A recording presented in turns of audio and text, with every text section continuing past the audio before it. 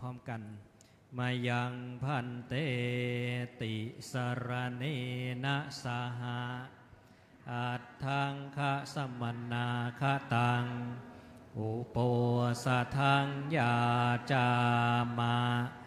ทุติยัมปิมะยังพันเตติสรเนนะสหะปัญจสิมนาคตังอุโปสทังยาจา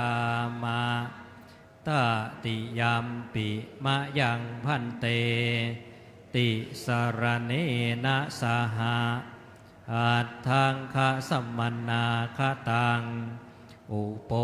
สทังยาจามานะโมตัสสะภะคะวะโตอะระหะโตสัมมาสัมพุทธัสสะนะโมตัสสะภะคะวะโตอะระหะโตสัมมาสัมพุทธัสสะนะโมตัสสะภะคะวะโตอะระหะโตสัมมาสัมพุทธัสสะนะโมตัสสะภะคะวะโตอะระหะโตสัมมาสัมพุทธัสสะนะโมตัสสะภะคะวะโตสัมมาสัมพุทธัสสะนะโมตัสสะภะคะวะโตอะระหะโตสัมมาสัมพุทธัสสะพุทธังสารนังคัจฉามิพุทธังสารนังคัจฉามิข้าพระเจ้าถึงซึ่งพระพุทธเจ้าเป็นที่พึ่งเป็นที่ละลึกเป็นที่พึ่งเป็นที่ระลึกธัมมังสารนังคัจฉามิธัมมังสารนังคัจฉามิข้าพระเจ้าถึงซึ่งพระธรรมข้าพระเจ้าถึงซึ่งพระธรรมเป็นที่พึ่งเป็นที่ละลึกเป็นที่พึ่งเป็นที่ระลึกสังฆังสารนังคัจฉามิสังฆังสารนังคัจฉามิข้าพระเจ้าถึงซึ่งพระสงฆ์ข้าพระเจ้าถึงซึ่งพระสงฆ์เป็นที่พึ่งเป็นที่ละลึกเป็นที่พึ่งเป็นที่ระลึกทุติยัมปีพุทธังสารนังคัจฉามิทุติยัมปิพุทธังสารนังคัจฉามิข้าพระเจ้าถึงซึ่งพระพุทธเจ้าข้าพระเจ้าถึงซึ่งพระพุทธเจ้าเป็นที่พึ่งเป็นที่ละลึกเป็นที่พึ่งเป็นที่ระลึกแม้หนที่สองแม้หนที่สองทุติยัมปีธัมมังสารนังคัจฉามิทุติยัมปิธัมมังสรนังคัจฉามิข้าพระเจ้าถึงซึ่งพระธรรมข้าพระเจ้าถึงซึ่งพระธรรมเป็นที่พึ่งเป็นที่ละลึกเป็นที่พึ่งเป็นที่ระลึกแม้หนที่สองแม้หนที่สองทุติยัมปีสังฆังสารนังคัจฉามิทุติยัมปิสังฆังสรนังคัจฉามิข้าพระเจ้าถึงซึ่งพระสงฆ์ข้าพระเจ้าถึงซึ่งพระสงฆ์เป็นที่พึ่งเป็นที่ละลึกเป็นที่พึ่งเป็นที่ระลึกแม้หนที่สองแม้หนที่สองตติยัมปีพุทธังสารนังคัจฉามิตติยัมปิพุทธังสรนังคัจฉามิข้าพระเจ้าถึงซึ่งพระพุทธเจ้า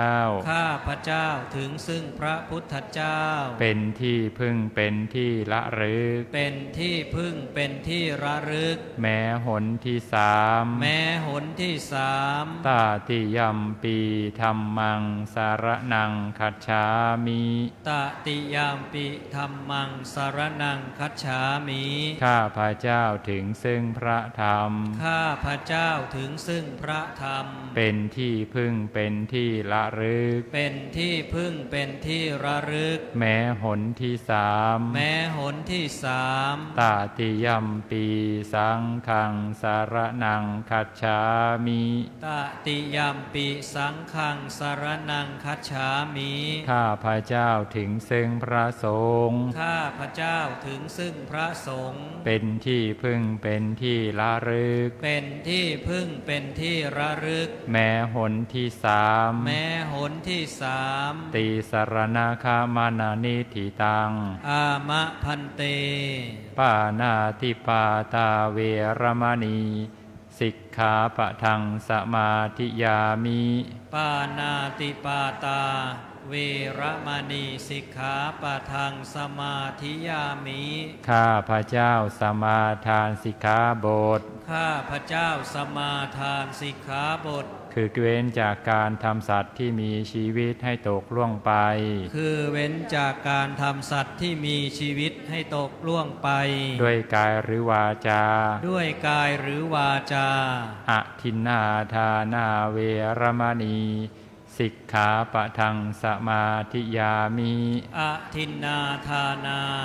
เวรมณีสิกขาปะทังสมาธิยามิ ข้าพระเจ้าสมาทานสิกขาบท ข้าพระเจ้าสมาทานสิกขาบท คือเว้นจากการถือเอาพัสดุ คือเว้นจากการถือเอาพัสดุ อันบุคคลอื่นห่วงห้าม อันบุคคลอื่นห่วงห้าม อพรหมจริยาเวรมณี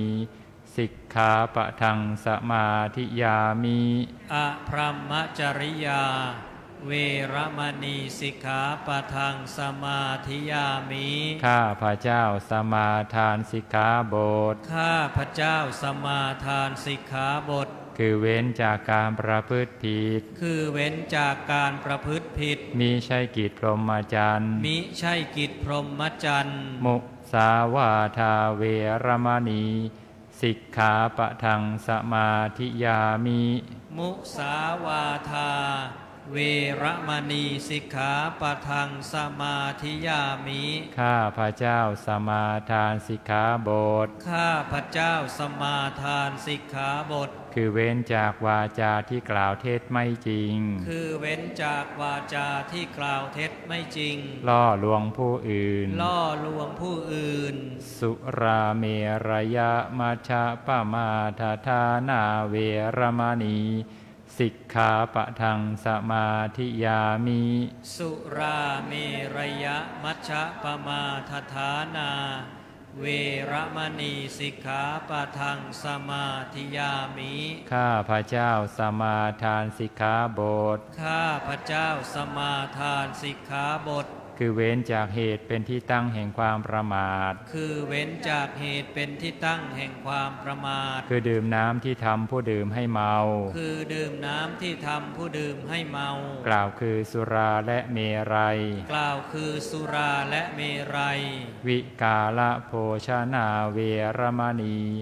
สิกขาปะทังสมาธิยามิ วิกาละโภชนา เวรมณีสิกขาปะทังสมาธิยามิ ข้าพระเจ้าสมาทานสิกขาบท ข้าพระเจ้าสมาทานสิกขาบท คือเว้นจากการบริโภคอาหารในเวลาอันผิด คือเว้นจากบริโภคอาหารในเวลาอันผิด ตั้งแต่พระอาทิตย์เที่ยงแล้วไป ตั้งแต่พระอาทิตย์เที่ยงแล้วไป จนถึงอรุณขึ้นมาใหม่ จนถึงอรุณขึ้นมาใหม่ นาจะคีตะวาทิตะวิสุกะทัสนะ มาราคันทะวิเลปนะธารณะมันธนะวิภูสนัฏฐานา เวรมณีสิกขาปะทังสมาธิยามิ นัจจะขีตะวาทิตะวิสุกทัสสนะ มาลาคันทะวิเลปนะธารณะมันดนะวิภูสนัฏฐานา เวรมณีสิกขาปะทังสมาธิยามิ ข้าพระเจ้าสมาทานสิกขาบท ข้าพระเจ้าสมาทานสิกขาบท คือเว้นจากการดูฟ้อนรำขับร้องคือเว้นจากการดูฟ้อนรำขับร้องและประโคมเครื่องดนตรีและประโคมเครื่องดนตรีบรรดาเป็นข้าศึกแก่กุศลบรรดาเป็นข้าศึกแก่กุศลและทัดทรงตกแต่งประดับประดาร่างกายและทัดทรงตกแต่งประดับประดาร่างกายด้วยดอกไม้ของหอมด้วยดอกไม้ของหอมและเครื่องรูปไล้ให้เกิดยั่วยวนต่างๆและเครื่องรูปไล้ให้เกิดยั่วยวนต่างๆอุจจาสยนะมหาสยนาเวรมณีสิกขาปะทังสมาธิยามิอุจจาสยนะมหาสยนาเวรมณีสิกขาปะทังสมาธิยามิข้าพระเจ้าสมาทานสิกขาบทข้าพระเจ้าสมาทานสิกขาบทคือเว้นจากที่นั่งและที่นอนอันสูงใหญ่คือเว้นจากที่นั่งและที่นอนอันสูงใหญ่ภายในใส่นุ่นและสำลีภายในใส่นุ่นและสำลีอิมังอักถังคะสมนาคตังอิมังอักถังคะสมนาคตังพุทธปัญญตังอุโปสถังพุทธปัญญตังอุโปสถังอิมันจะรัตติงอิมันจะทิวสังอิมันจะรัตติงอิมันจะทิวสังสัมมาเทวะอภิรักขิตุงสมาธิยามิสัมมาเทวะอภิรักขิตุงสมาธิยามิข้าพระเจ้าสมาทานอุโบสถข้าพระเจ้าสมาทานอุโบสถอันพระพุทธเจ้าทรงบัญญัติไว้อันพระพุทธเจ้าทรงบัญญัติไว้ประกอบไปด้วยองค์8ประการนี้ประกอบไปด้วยองค์8ประการนี้เพื่อจะรักษาไว้ด้วยดีเพื่อจะรักษาไว้ด้วยดีมิให้ขาดมิให้ทำลายมิให้ขาดมิให้ทำลายตลอดวันหนึ่งคืนหนึ่งณเวลาวันนี้ตลอดวันหนึ่งคืนหนึ่งณเวลาวันนี้อิมานิอัฏฐสิกขาปาทานิอุโปสัทธะศีลวเสนะสาธุกังกัตตวาอัปมาเทนะรัคิตภานิอามะพันเตปานังนะหันเยนะจาทินนะมาทิเยมุสานะภาเสนะจมัชฌโปสิยาอะพรัมมจาราวิรมัยยะเมถุนารัตติงนะพุญชัยยวิกาลโภชะนังมาลังนาทาเลนะจะคันธมาจาเรมันเจชมายังวาสเยทาสันทเตเอตานหิอักถังคิกามาหุโปสัทังพุทเทนะทุกขันตะกุณาปกาสิตังตัสมาหิตุมเหปิอีธานิสัพเพยะถาสมาทินนามิมังอุโปสัทังเอกัมปิอักขังอวีติกมิตวาสัทธาสัทธาราคาถาอัปปมัตตาสีเลนะสุขติงยันติสีเลนะโภคาสัมปทาสีเลนะนิพุติงยันติตัสมาสีลังวิโสทาเยพลัมมาอาจาโลกาทิปติสหัมปติกาตอัญชาลีอันทิวารังอะยาจถาสันติทาสันตาภาราชาคชาติกาเทเสตุธรรมังอนุกรรมปิมังปะชังจาตุทาสีปันนาราสียาอาจะปักขัดสะอัตถามิกาลาพุทเทนะปัญญาอัตตา สัทธามัตสวนัตสิเมปานนาราสีอายันธานีสัมปัตตาภิลักขิตาเทนายังปาริสาธรรมังโสตุงอิทาสมาคาตาสาธุไอโยภิกขุสังโฆกะโรตุธรรมเทศนังอายัญจะอาปาริสาสาภาอาทิกัตตวาสุนาตุตาอังอิธานิตัสสะภะคะวะโตอะระหะโตสัมมาสัมพุทธัสสะปรินิพพานโตปัฏฐายะอัฏฐสัทธีสังวัชรุตระปัญจสตาธิกานิทเวสังวัชระสหัสสานิอติกันตานิปัจจุปนนะกาลวเสนะวิสาขมาสัสสะ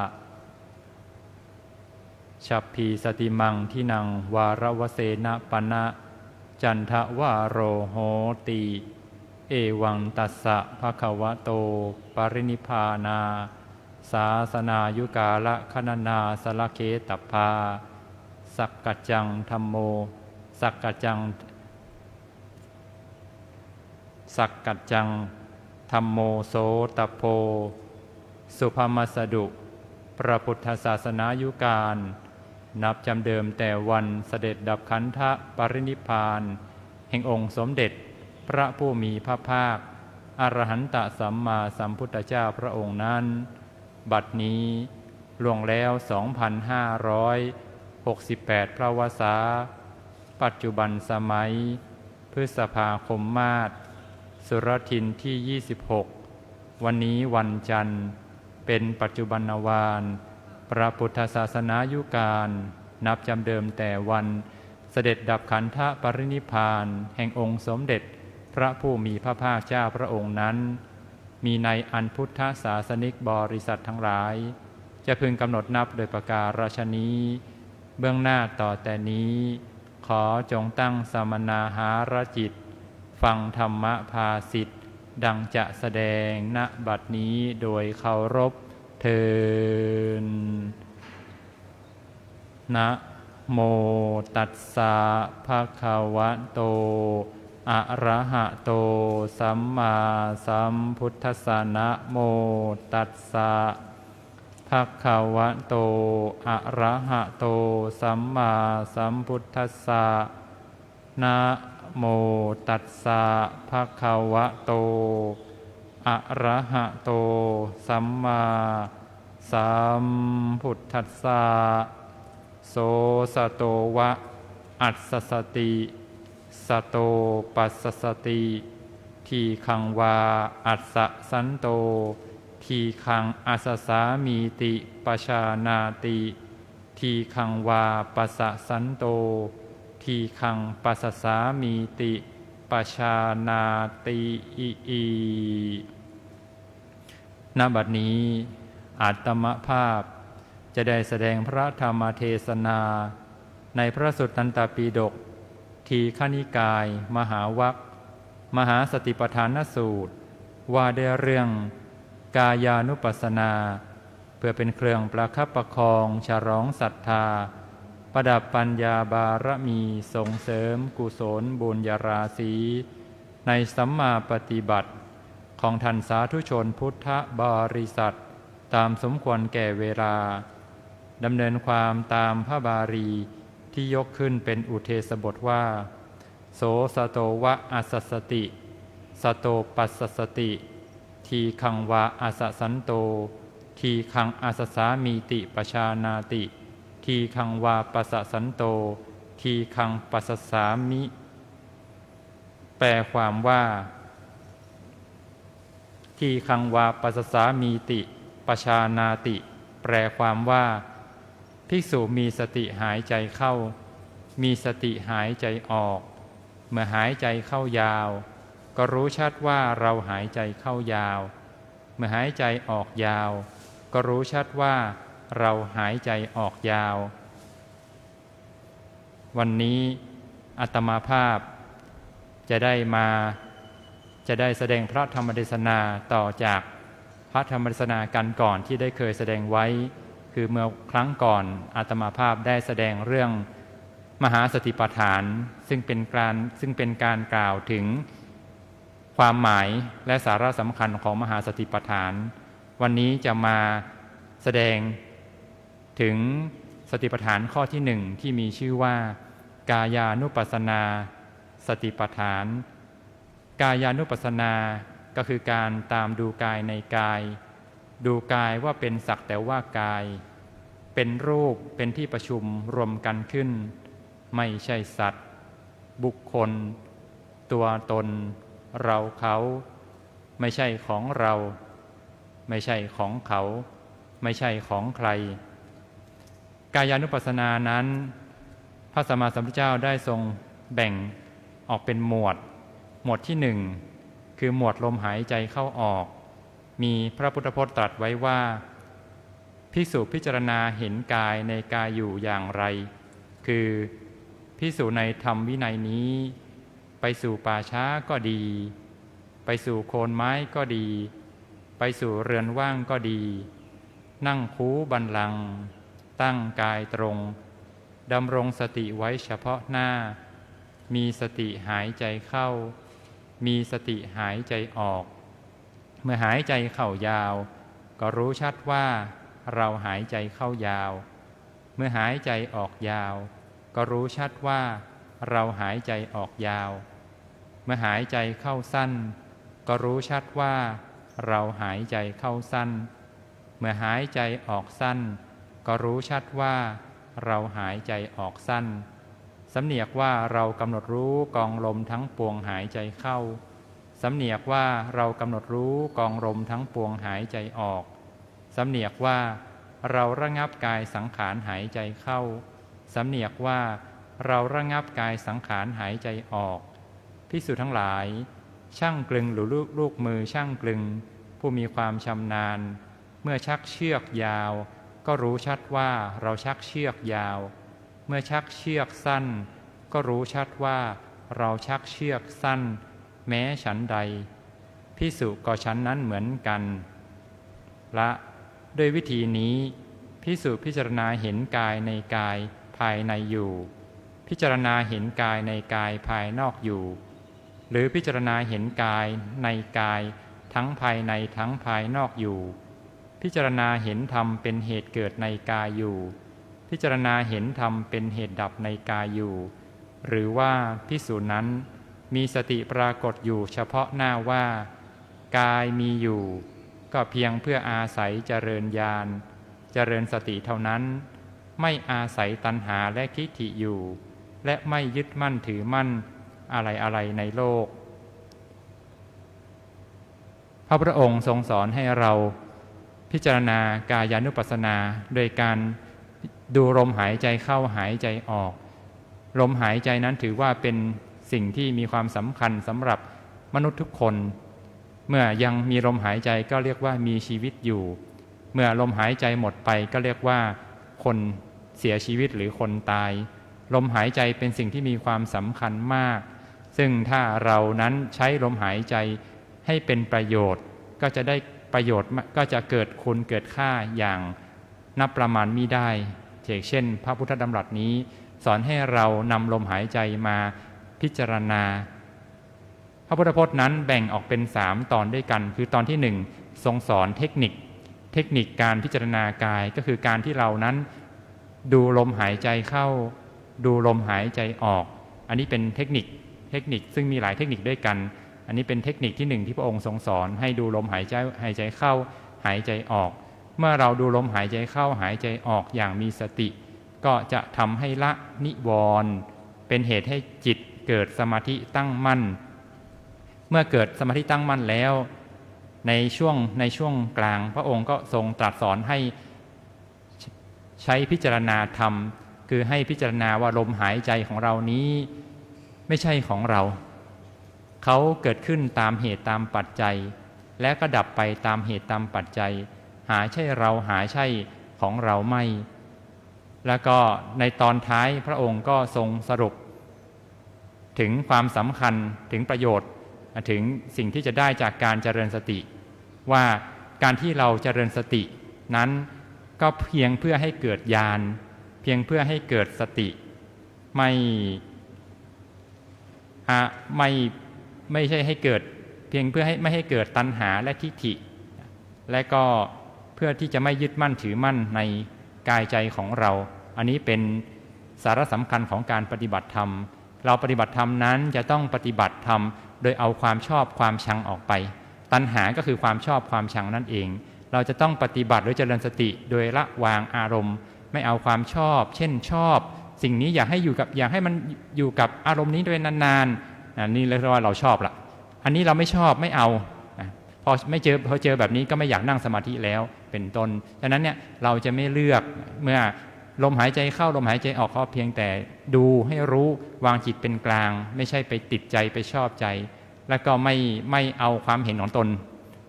ไม่เอาความเห็นของตนเข้าไปประกอบบางทีครูบาอาจารย์สอนแต่เราก็มักจะไม่เชื่อเราก็จะเอาความคิดเห็นตนเองเป็นใหญ่คิดว่าตนเองทำเป็นแล้วทำถูกแล้วเอาความเห็นของตัวเองเข้าไปประกอบก็อาจจะทำให้การปฏิบัตินั้นไขว้เขวได้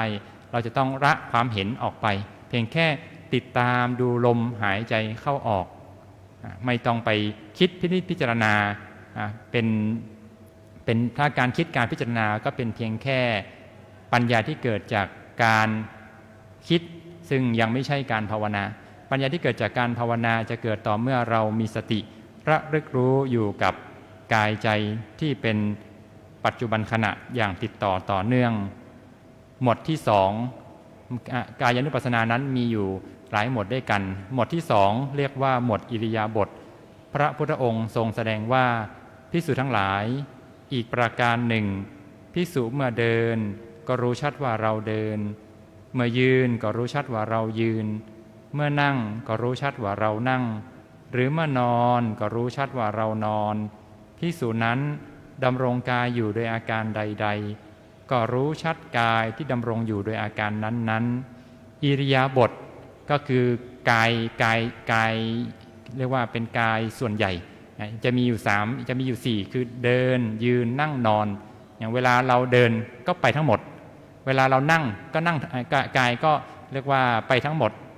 ยืนนอนเหมือนกันหมดเลยจึงเรียกว่าอิริยาบถเป็นอิริยาบถใหญ่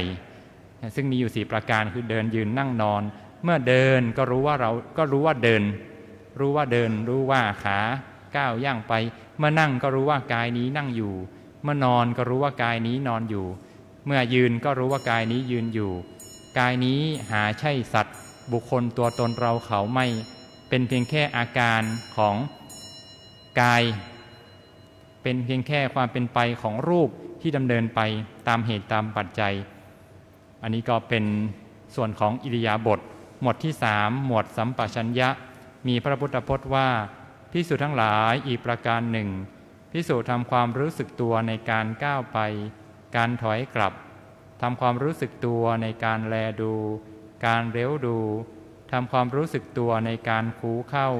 การเหยียดออกทำความรู้สึกตัวในการครองสังฆาติบาทและจีวรทำความรู้สึกตัวในการฉันการดื่มการเคี้ยวการลิ้มทำความรู้สึกตัวในการถ่ายอุจจาระและปัสสาวะอันนี้คืออิริยาบถย่อยเมื่อกี้พูดถึงอิริยาบถหลักก็คือยืนเดินนั่งนอนหมวดนี้พูดถึงอิริยาบถย่อยเช่นเราดื่มน้ำทำกิจส่วนตัวอาบน้ำล้างหน้าแปรงฟันทำกิจต่างๆแม้กระทั่งเข้าห้องน้ำพระพุทธองค์ก็ทรงสอนให้เราเจริญสติได้ อย่าว่าแต่ในห้องพระอย่าว่าแต่ในวัดในสถานปฏิบัติธรรมเลยขณะที่เราถ่ายอุจจาระปัสสาวะก็ยังสามารถภาวนาได้โดยการระลึกรู้ถึงอาการความเป็นไปต่างๆของกายที่ดำเนินไปอันนี้ชื่อว่าหมวดสัมปชัญญะซึ่งหมวดสัมปชัญญะนั้นมีความสำคัญต่อการปฏิบัติธรรมไม่ใช่น้อยบางคนอาจจะคิดว่าฉันจะเอาแต่นั่งสมาธิกับเดินจงกรมก็พออิริยาบถย่อยจะไม่กำหนด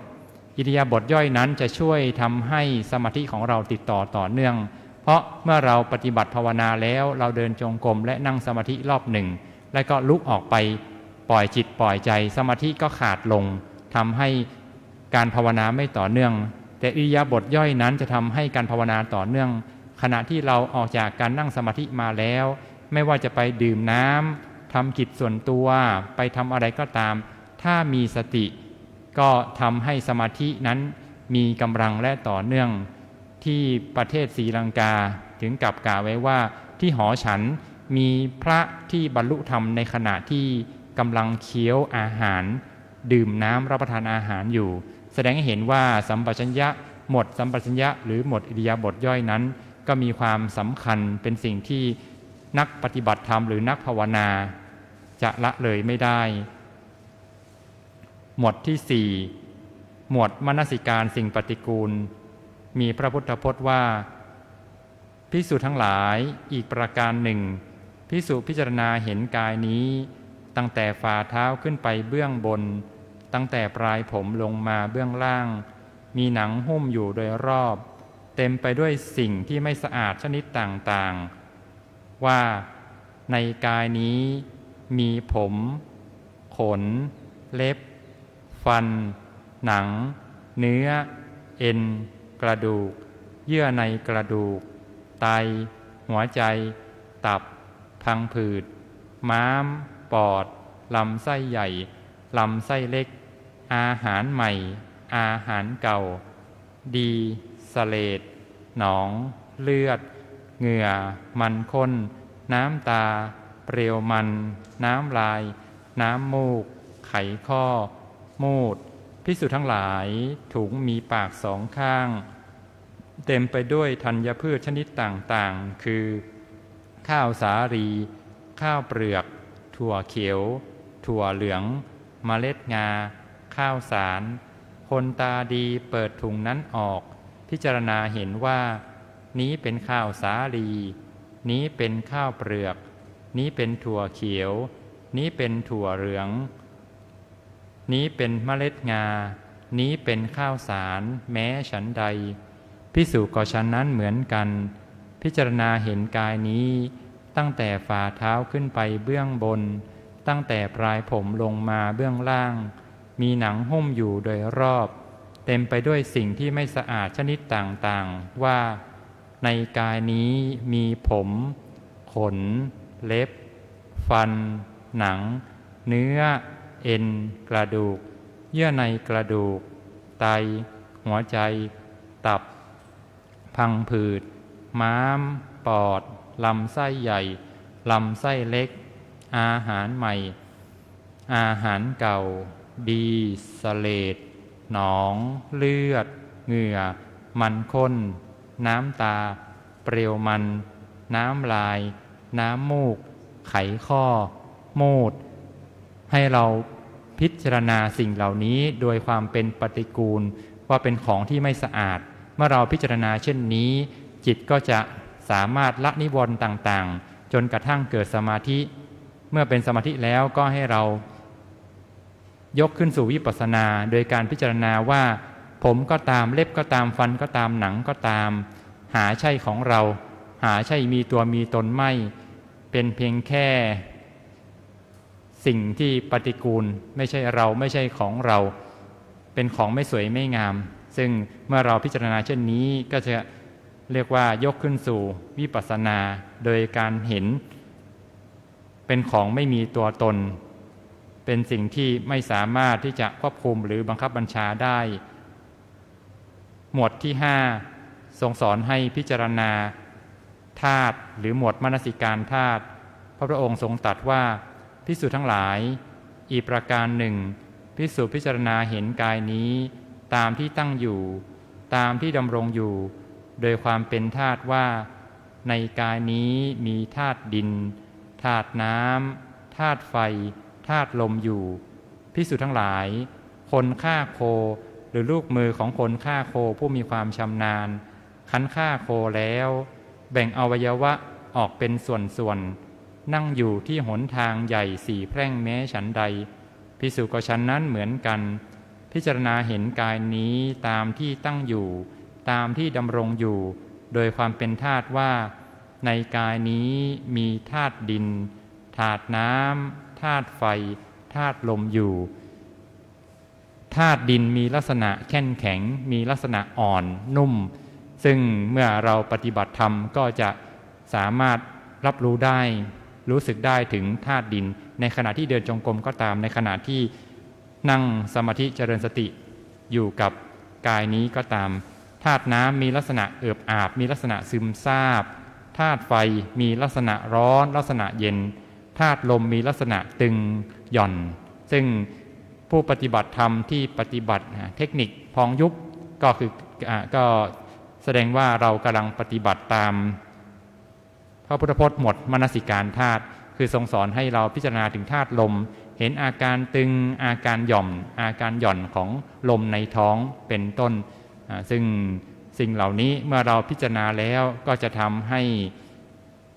เกิดสมาธิและก็เกิดปัญญาเห็นว่าธาตุทั้งสี่นี้เป็นเพียงแค่ธาตุหาใช่เราหาใช่ของเราไม่ใช่สัตว์ตัวตนบุคคลเราเขาเป็นเพียงแค่ความเป็นไปของธาตุสี่แล้วก็หมวดที่6เรียกว่าหมวดป่าช้าหมวดป่าช้านี้พระองค์ทรงแสดงออกเป็น9ลักษณะด้วยกันคือ 1. ทรงตรัสว่าภิกษุเห็นซากศพอันเขาทิ้งไว้ในป่าช้าซึ่งตายแล้ว1 วันตายแล้ว2 วันหรือตายแล้ว3 วันเป็นศพขึ้นอืดศพเขียวคล้ำศพมีน้ำเหลืองเยิ้มแม้ฉันใดภิกษุนั้นนำกายนี้เข้าไปเปรียบเทียบให้เห็นว่าถึงกายนี้ก็มีสภาพอย่างนั้นมีลักษณะอย่างนั้นไม่หลงพ้นความเป็นอย่างนั้นไปได้ฉันนั้น 2. ภิกษุเห็นซากศพอันเขาทิ้งไว้ในป่าช้าซึ่งถูกกาจิกกินนกตระกุมจิกกินแร้งถึงกินสุนัขกัดกินสุนัขจิ้งจอกกัดกินหรือสัตว์เล็กๆหลายชนิดกัดกินอยู่แม้ฉันใดภิกษุนั้นนำกายนี้เข้าไปเปรียบเทียบให้เห็นว่าถึงกายนี้ก็มีสภาพอย่างนั้น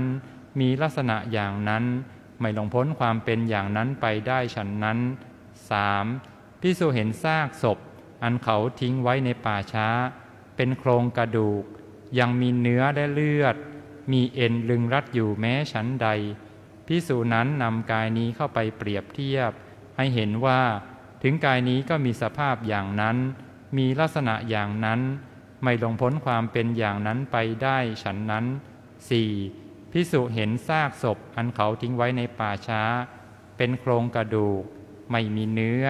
แต่ยังมีเลือดเปื้อนเปรอะมีเอ็นรึงรัดอยู่แม้ฉันใดภิกษุนั้นนำกายนี้เข้าไปเปรียบเทียบให้เห็นว่าถึงกายนี้ก็มีสภาพอย่างนั้นมีลักษณะอย่างนั้นไม่หลงพ้นความเป็นอย่างนั้นไปได้ฉันนั้น 5. ภิกษุเห็นซากศพอันเขาทิ้งไว้ในป่าช้าเป็นโครงกระดูกไม่มีเลือดและเนื้อแต่ยังมีเอ็นรึงรัดอยู่แม้ฉันใดภิกษุนั้นนำกายนี้เข้าไปเปรียบเทียบให้เห็นว่า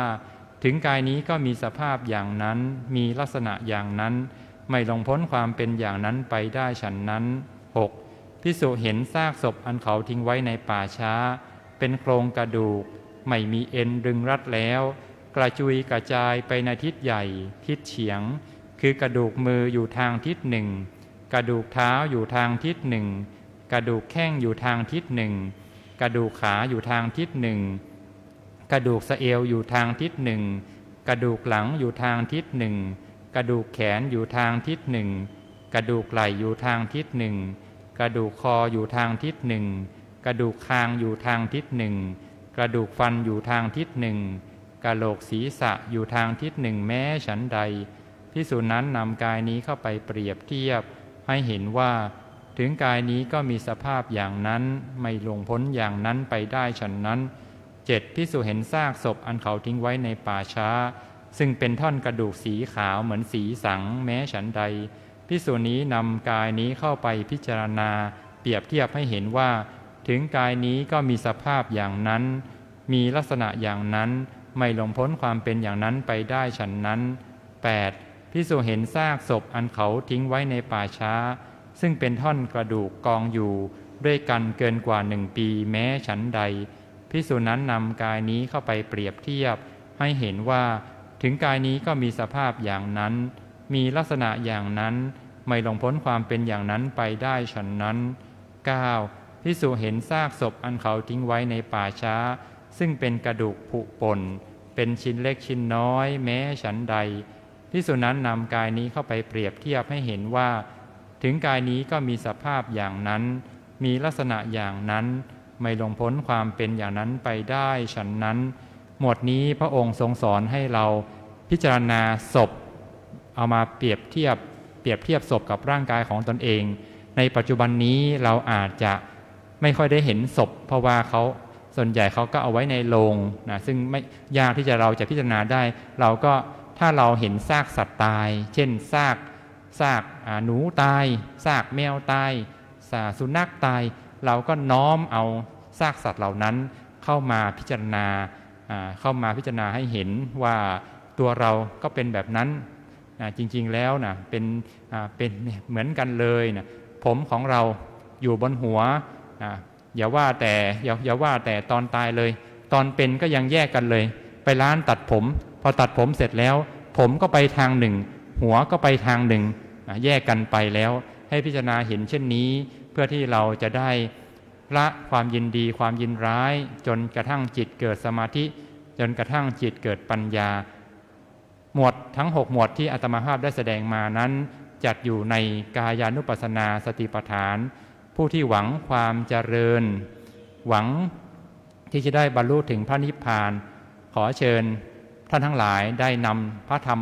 รมคำสอนของพระชินวรสัมมาสัมพุทธเจ้าไปปฏิบัติซึ่งวันนี้อาตมาภาพได้แสดงถึงหมวดกายที่เรียกว่ากายานุปัสสนาสติปัฏฐานซึ่งสติปัฏฐานนั้นมีทั้งหมด4หมวดด้วยกันวันนี้แสดงหมวดที่1ก่อนที่เรียกว่าหมวดกายถือว่าเป็นหมวดแรกที่นักปฏิบัติธรรมเมื่อเริ่มปฏิบัติไม่ว่าจะเป็นการเดินจงกรมหรือการนั่งสมาธิแล้วจะต้องระลึกรู้เป็นหมวดแรกๆเพราะว่าหมวดอื่นๆนั้นเป็นสภาพที่ละเอียดกว่ารู้ได้ยากกว่าแต่หมวดกายเป็นหมวดที่รู้ได้ง่ายเห็นได้ง่ายพิจารณาได้ง่ายครูบาอาจารย์จึงสอนให้เราพิจารณาหมวดกายเป็นอันดับแรกเช่นสอนให้เราดูลมหายใจเข้าออกหรือสอนให้เราดูอาการเคลื่อนไหวของท้องเป็นต้นดังที่ได้ชี้แจงแสดงมาในเรื่องของกายานุปัสสนานั้นก็พอสมสมัยได้เวลาอิมินากตะปุญเยนะโดยอำนาจคุณความดีที่ทั้งหลายได้บำเพ็ญให้เป็นไปแล้วและคุณภาษีรัตนตรัยจงอำนวยอวยชัยให้ท่านทั้งหลายมีความสุขเจริญก้าวหน้าในหน้าที่การงานประสบความสำเร็จในกิจการทั้งปวงมีสุขภาพพรรณนามัยแข็งแรงสมบูรณ์ปราศจากโรคาพยาพาธมาบีทาและขอจงมีความเจริญงอกงามไพบูรณ์ในธรรมขององค์สมเด็จพระสัมมาสัมพุทธเจ้ายิ่งขึ้นไปแสดงพระสัทธรรมเทศนามาพอสมควรแก่เวลาขอยุติพระธรรมเทศนาลงคงไว้แต่เพียงเท่านี้เอวังก็มีโดยประการฉนี้หันธรรมยังสาธุกรังกโรมะเสเอสาธุสาธุสาธุ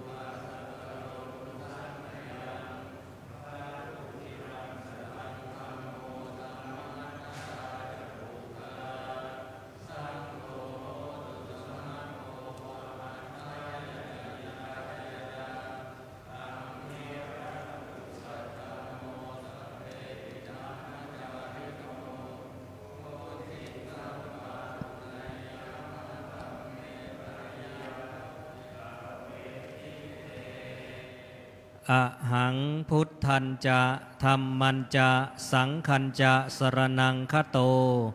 อุปาสกัตตังเทเสสิงภิกขุสังคัสสะสัมมุขาเอตังเมสรณังเขมังเอตังสรณมุตตมังเอตังสรณมาคัมมะสัพพทุกขาปมุจจเยยะถาพลังจรัยยาหังสัมมาสัมพุทธศาสนังทุกขนิสรณัสเสวะภาคีอัสสังอนาคเตกายเยนะวาจายวเจตสาวาพุทเทกุกัมมังปกตังมยายังพุทโธปฏิคันหตุวัจจยันตังกาลันตะเรสังวริตุงวะพุทเทกายเยนะวาจายวเจตสาวาธัมเมกุกัมมังปกตังมยายังธัมโมปฏิคันหตุวัจจยันตังกาลันตะเรสังวริตุงวะธัมเมกายเยนะวาจายวเจตสาวาสังเคกุกัมมังปกตังมยายังสังโฆปฏิคันหตุวัจจยันตังกาลันตะเรสังวริตุงวะสังเคหันทธานิมะยังพันเต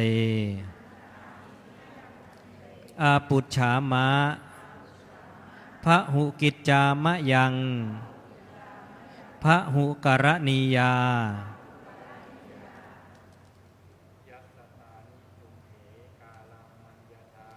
สา